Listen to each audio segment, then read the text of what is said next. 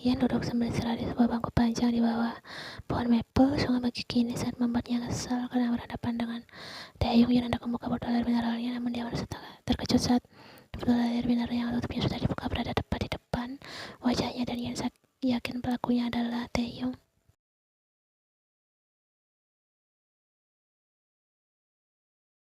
Minumlah, kau pastikan tidak ada racun kok. Ian menatap Taeyong dengan pandangan datar dan menyingkirkan tangan Taeyong dengan pelan. Sebaiknya kau minum sendiri.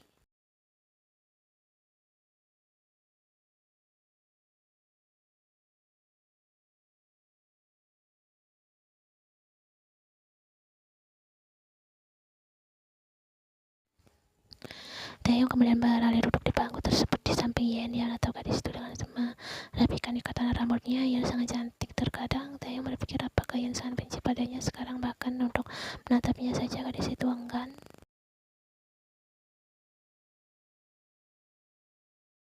Ternyata selama ini Taeyong salah sangka. Dia mengira Ian sama seperti dulu, mudah untuk didapatkan kembali dan belum melupakannya. Namun kenyataannya tidak. Mungkin karena kehadiran Jin itu berhasil membuat Ian berpaling, namun Taeyong yakin dia masih ada kesempatan.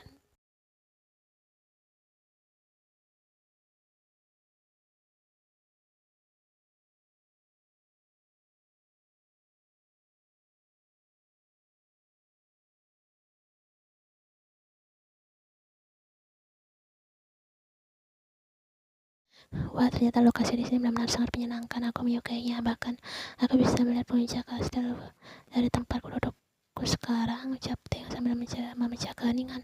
Ia hanya mendengar apa yang dikatakan Taeyong.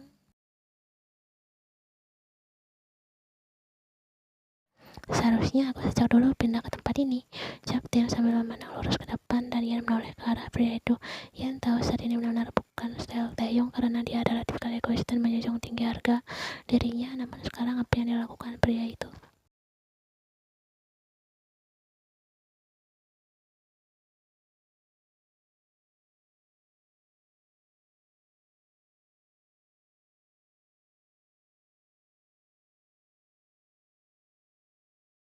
Jika itu karena sebaiknya kau pindah saja, karena itu akan membuatmu sia-sia. Kau bisa lakukan hal lain yang lebih berguna. Lagi-lagi ucapan yang menolak hati Taeyong, namun pria itu hanya tersenyum walaupun hatinya merasa getir dan kecewa.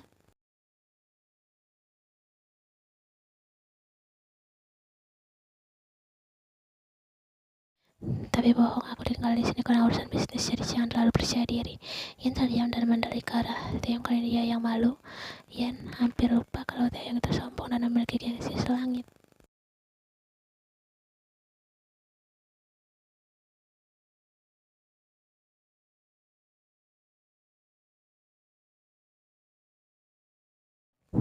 Kenapa selalu menyuruh gue pindah? Memangnya semua tempat itu milikmu? Atau jangan-jangan Ian menafalkan kesabarannya sejak tadi terus diuji karena Taeyong? Apa jangan-jangan kau masih mencintaiku ya? Makanya jika melihatku setiap saat kau belum move on kah? Ian menghentikan langkahnya kemudian meneji kesabarannya sudah berada di batas akhir. Hal ini membuat Taeyong menghentikan langkahnya.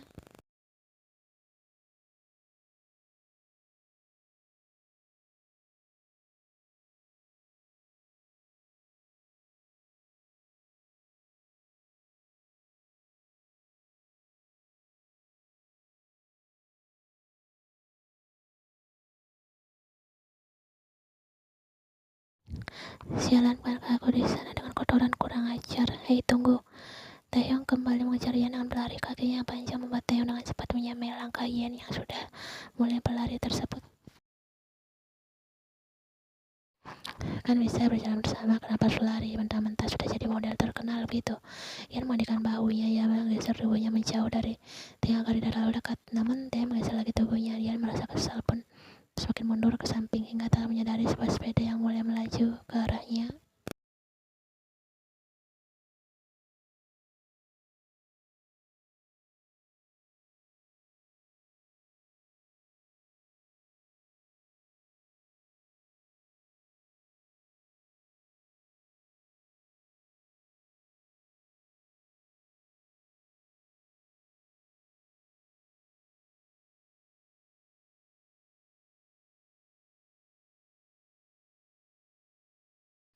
Ian terdiam. Taeyong menunduk dan menatap wajah Ian sehingga mereka saling berhadapan. Jari iris hitam kelam Taeyong bertuburkan dengan air kecoklatan milik Ian. Bibir dia melengkung membentuk senyuman, tangannya terulur ke atas kepala Ian, jemarinya membebaskan selai daun maple yang jatuh tepat di atas hamparan rambut coklat indah yang tergelincir tersebut.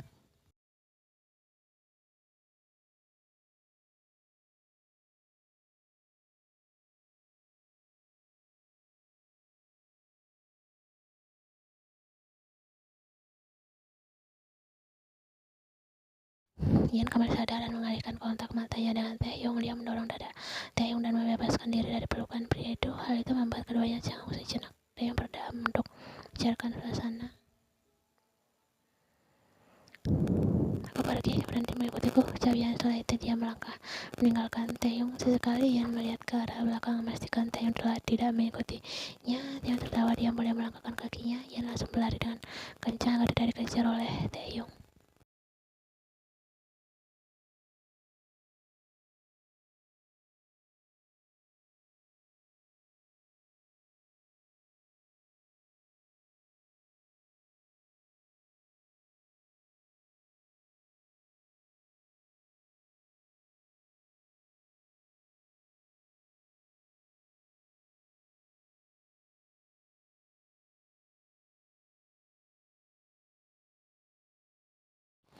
Taeyong berdiri di depan balkon sambil memainkan teropongnya. Dia mengarahkan teropong menghadap ke jendela penthouse kamar Ian yang ada di lakukan gadis itu. Taeyong tersenyum saat melihat Ian sedang berganti pakaian. Dia menelan salivnya saat melihat kembali punggung Ian, namun sontak Taeyong merasa matanya perih saat melihat Jin datang memeluk Ian dari belakang. Taeyong menurunkan teropongnya.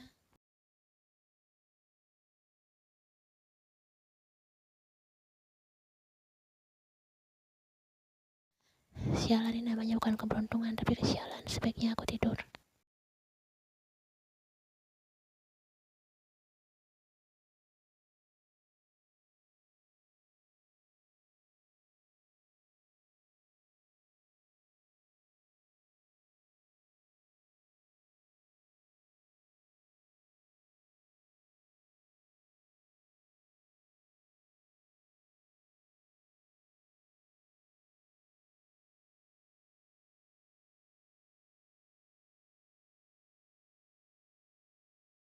Ian berdiri menikmati cuaca sore di balkon sambil menikmati matahari terbenam. Langit yang mulai menggelap bertanda sebentar lagi malam akan tiba. Ian melihat Taeyong yang membuka tirai kamarnya. Pria itu juga sedang berdiri dan menghadapnya sekarang.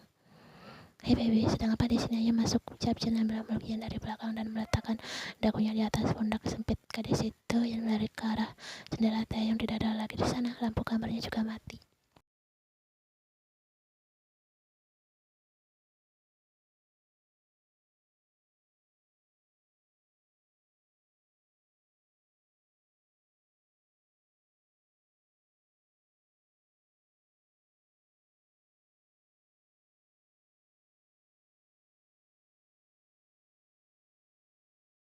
Pria itu tersenyum dan memejamkan matanya. Saat ini rasa percaya dirinya semakin meningkat berkali-kali lipat. Apalagi dipuji oleh pacar sendiri. Dia juga merasa pipinya memanas karena pujian menggemaskan itu.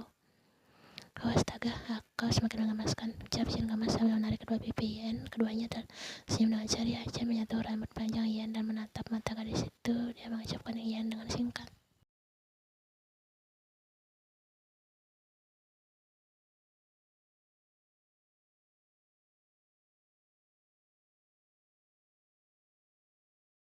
Ian mengalungkan kedua tangannya di leher Jin dan membalas ciuman pria itu. Kedua matanya terpejam, mulutnya terbuka pelan memberi akses Jin masuk ke dalam. Ciuman mereka semakin liar. Jin membawa Ian dalam gendongannya sambil berciuman. Kedua kaki Ian melingkari di paha Jin dan ciuman mereka semakin dalam. Jin akhirnya menggendong Ian dan membawa masuk gadis itu ke dalam untuk melanjutkan kegiatan mereka.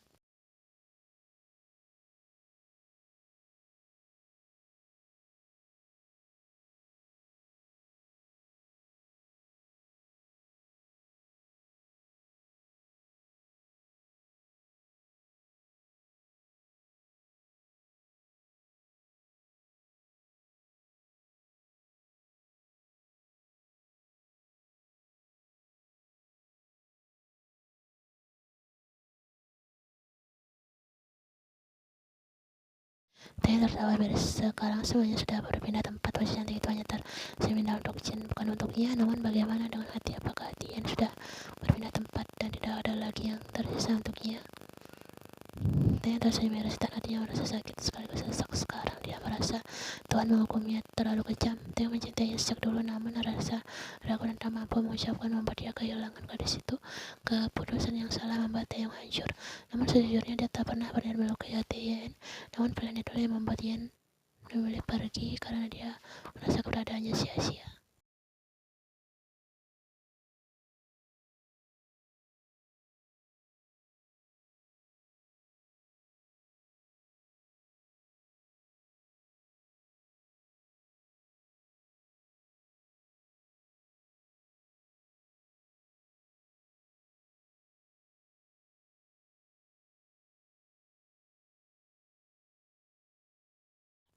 Yen sedang menjalankan vakum cleaner untuk membersihkan debu di lantai penthouse-nya. Dia masih berada dalam masa cuti dan belum aktif kembali. Jadwalnya akan mendatang sangat padat dan Yen perlu waktu istirahat untuk menjalankan semua itu. Gerakan yang memegang vakum cleaner dalam desa dan mendengar suara bel rumahnya, dia segera bergegas menuju pintu utama untuk membukanya. Karena mungkin saja itu jin atau pengantar paket.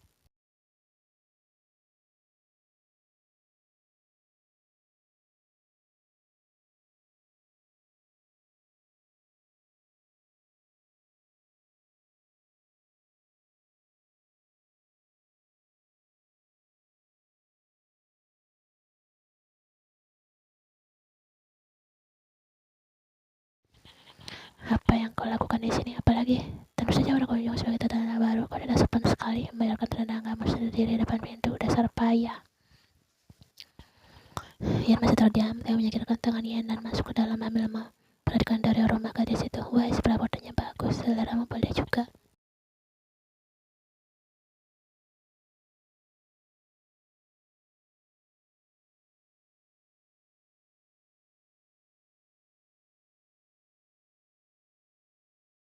Theo tak mengobrol siapa Ian. Dia hanya memandang gadis itu kemudian tersenyum. Dia membuka sebuah paper bag yang dibawanya yang berisi red wine yang harga fantastis.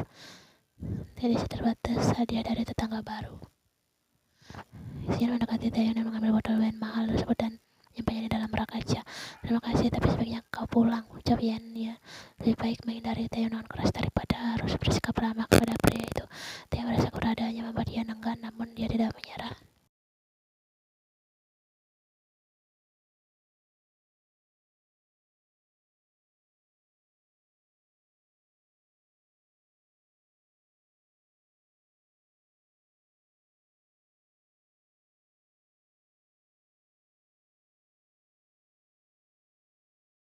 Ian menghela nafas, dia mendekati Theo dan menghadap pria itu. Ian menatap Theo kali ini tatapan pria itu menunjukkan ketulusan dan keyakinan. Tapi Ian tidak bisa, dia sudah memiliki Jin dan Ian berjanji bahwa tidak mau mengulangi kesalahan yang sama dan berakhir dengan kehancuran.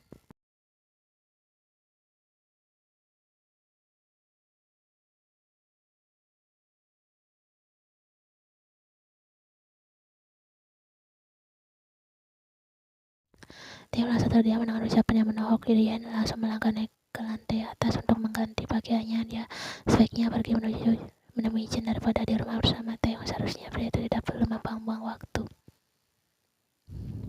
Ian sudah turun dengan pakaian lengkap serta mental dan bootsnya. Dia melihat Theo yang masih setia berada di pantry membersihkan bahan makanan yang dibawa. Ian menghela nafas. Aku pergi dulu. Kau mau di sini silakan, tapi sebaiknya pulang saja, ucap Ian. Dia melempar plastiknya ke tong sampah. Kau memang keterlaluan ya. Kau bertamu di sini, kau malah pergi. Wajah kesal Theo.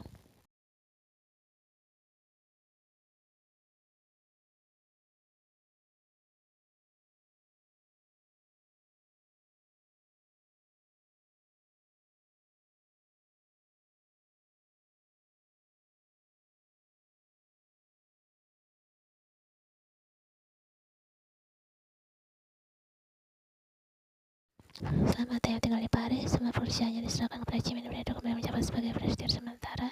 Saat Theo di Paris, dia sudah memutuskan tidak akan pulang sebelum misinya mendapatkan Yen berhasil. Walaupun itu membutuhkan waktu yang lama, Theo berusaha menyingkirkan rasa gengsinya secara perlahan dan mengalah dengan keinginan di hati yang terus memberontak.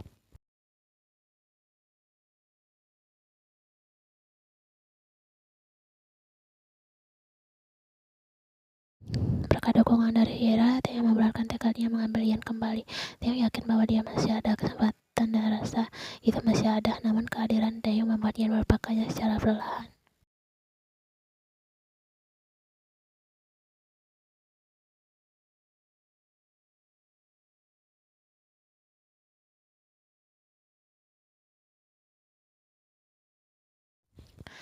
Hei Ian, tumben datang. Hei Jack, aku mencari Jin. Di mana dia? Ucap Ian. Harus yang berada di sebelah Jack menunjukkan ke arah ruangan yang tempati Jin. Ada di ruangannya Jack tadi tidak keluar. Ucap Rose. Hotel seterusnya berjalan menuju ruangan Jin dan sudah berapa dia memandang pintu, namun pintu itu tiba-tiba terbuka dan seorang model bernama Arna keluar dari sana. Ian dan Anna sedang memandang dengan penuh tanya. Ian tahu Anna adalah salah satu model di agensi milik Jin juga. Gadis itu pada usia 19 tahun dan karirnya lumayan melejit.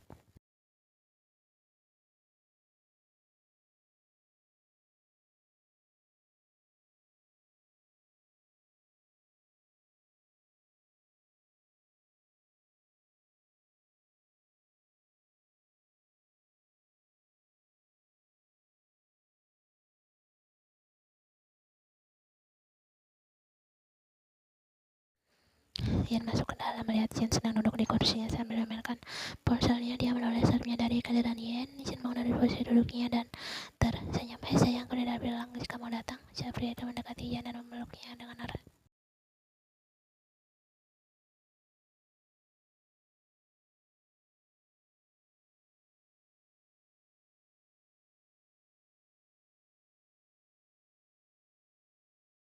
Ian mengangguk, aku merasa kesepian di rumah. Jin tersenyum dan semakin memeluk Ian dengan erat dan mengecup pipinya. Setelah ini kita kemana?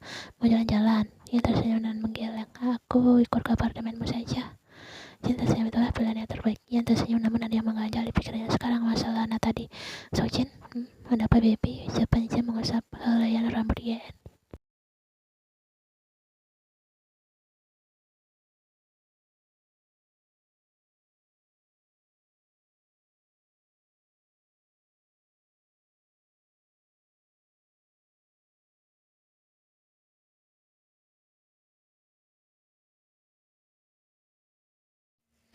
Aku tahu kau berpikir negatif karena kelakuanku sebelumnya kan, tapi aku tak melakukan apapun. Dia lama di ruanganku karena banyak yang harus dibahas. Dia ingin mengakhiri kontrak karena melanjutkan kuliahnya. Aku harap kau percaya padaku. Ian merasa lega, hampir saja dia berpikir negatif. Jin bagaimanapun ia tetap waspada dengan kelakuan Jin dan dia belum sepenuhnya yakin kedepan asmara Jin sebelumnya bisa dikatakan cukup buruk dan semua para wanita berakhir dengan tragis. Ian bertanya apa penyebab Jin seperti itu, namun Jin menjawab dengan candaan bahwa itu adalah biasa, namun bagian ada yang aneh. Aku percaya, maaf sebelumnya